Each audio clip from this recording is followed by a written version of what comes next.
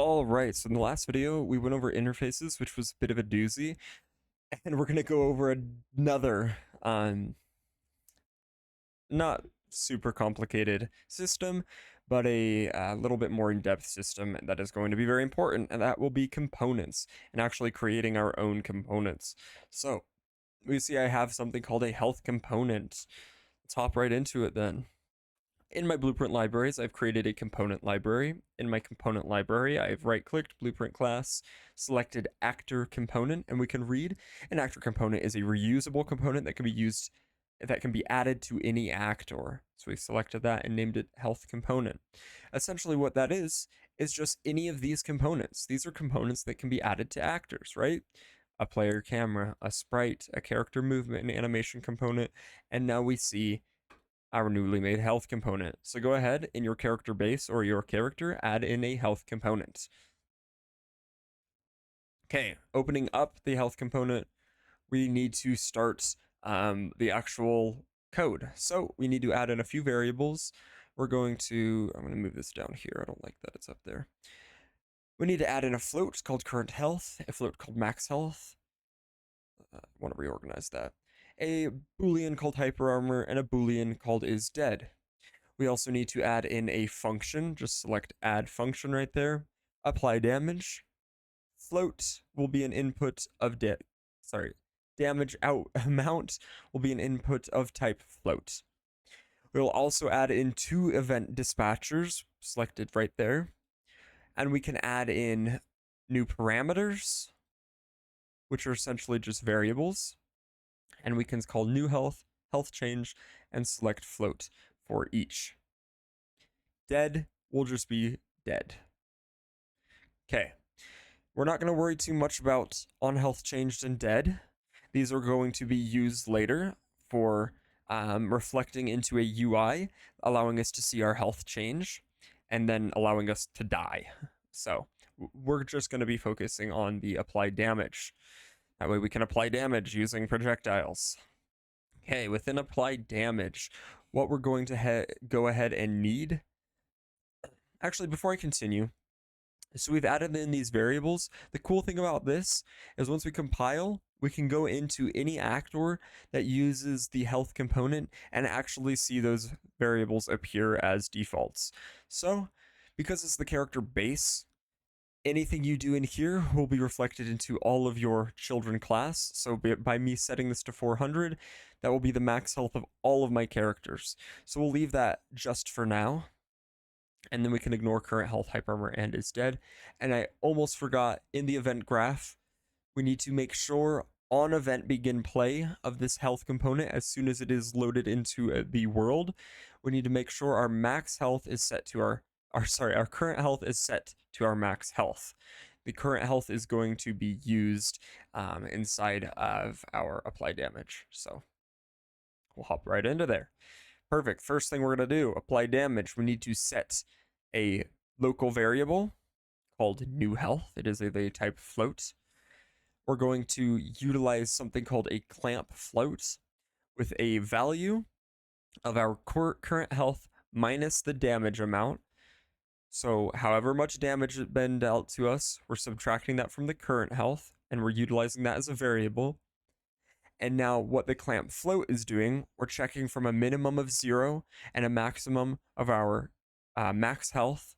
It's making sure that in this example, our damage doesn't fall below 0. So we don't want to be at 10 health, take 20 damage, and then it show up that we have negative 10 health. We want it to show that we have 0 health. So this clamp float will clamp, make so whatever comes in this value, it will find the nearest, in the case that it is below 0, it will bring it up to 0, and in the case that it is above max, it will bring it down to max. So as long as it falls within the minimum and the maximum, it will appear like normal. So if we have a max health of 100, we take 20 damage. Sorry, we have a current health of 100, we take 20 damage. We now have 80 health. That would fall within this range, so it's fine. It will set that as our new health. If it falls below, 0, our new health would be 0. If it falls above max health, our new health would just be the max health. That's stopping us from gaining more health or less health than we should. Now we're going to call on health change. So we pull this off, drag the event dispatcher, let go, call it. And now any blueprint that utilizes the event on health changed will run their code. An example could be in here. We can select the health component, scroll down to events, add in on health changed, and now if we were to run some type of code here, when this gets called, this will run. We're going to use this for UI to be able to see our health change. We're not going to actually utilize it in the character base. Okay, and what its values will be, the new health will be new health, and the health change will be new health minus current health. Or, wait, that might be backwards. Well, no, that's right. So new health minus current health. So we can imagine our current health was 100. We took 20 damage, so our new health is 80. So 80 minus 100 will give us negative 20, which will then allow us to have a health change of negative 20. So we can see in some type of a UI, we will then be able to subtract that, or like have some type of a bar that gets subtracted 20 points. The reason we are using new health here and not just doing current health minus the damage amount as the new health, that is to ensure that we don't fall below 0. We don't want to just do a quick, be like, oh, if we were to use this value here, which is current health minus damage, as our new health, we would have the potential to show something like negative 10 when it should just be 0. So we're just using new health as new health. Health change will run like that. Next thing we need to do is actually set our current health to be our new health, reflecting back into the characters that they have lost health. Now we need to do a check if we are dead or not. If new health is less than or equal to 0, and is dead is not true, so we aren't already dead, then that means we've died. So we've fallen below 0, or we are equal to 0 in the more likely case because we've set up a clamp float, but for some reason, if we end up less than 0, we're still dead.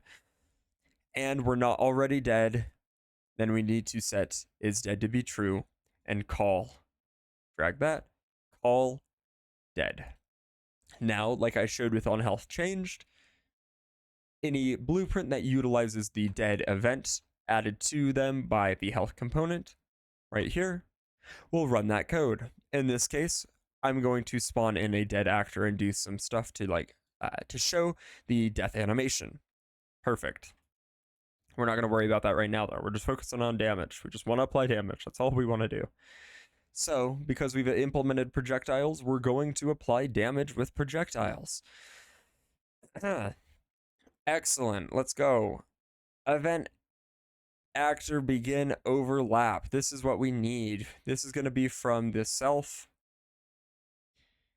Actually, it's not from self. It's just from override. So we just need to get actor begin overlap. Whenever a projectile overlaps with an actor, we're going to get the other actor. We can set it as a variable. We'll use this in a later video. From that actor, we're assuming they have a health component. This is just going to be for mostly debugging right now. We're going to set a variable called original health. You don't have to do this. This is just for me to show you. I'm just doing some debugging. So I'm setting our current health as original health. Then we're calling from the health component of this actor that's being overlapped. We are calling apply damage. Let's go. We have to do it from the health component. I should have better shown that health component from get component class. So we're assuming the overlapped actor has this for now. You can't just call apply damage. You can, but we're not going to worry about this. This is a pre-created apply damage by Unreal. We're just going to create our own for now. This allows us to add in a bit of extra stuff, which we're not going to worry about right now. Okay, we apply damage. We're going to just apply a set 100. And then after the damage is applied, we're going to set a variable called new health and then just print all of that. I have a little print here that says the overlapped actor is a 0, original health, new health. I come in here and run this. I'll shoot him. We'll see that the original health of our cultist character, 400, new health is now 300.